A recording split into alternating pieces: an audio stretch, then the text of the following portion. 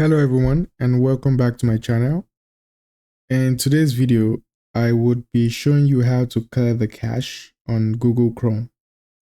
Now there could be any reason why you would need to clear the cache on Google Chrome. It could be because you want to improve the browser performance.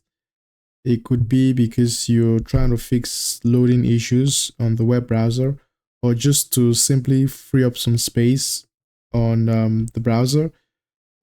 This tutorial will show you how to actually do it. And it's very simple. All you need to do is just navigate to the menu at the top right. Once you navigate to the menu, you simply click on Delete Browsing Data. And once you click on that, you're met with this option. You can either go with the basic or the advanced. In this tutorial, I'm just going to stick with the basic. And you also have the option of selecting the time range of the data you actually want to be deleted. I will click on all time. And you have several options: the browsing history, the cookies, and the cache image and files.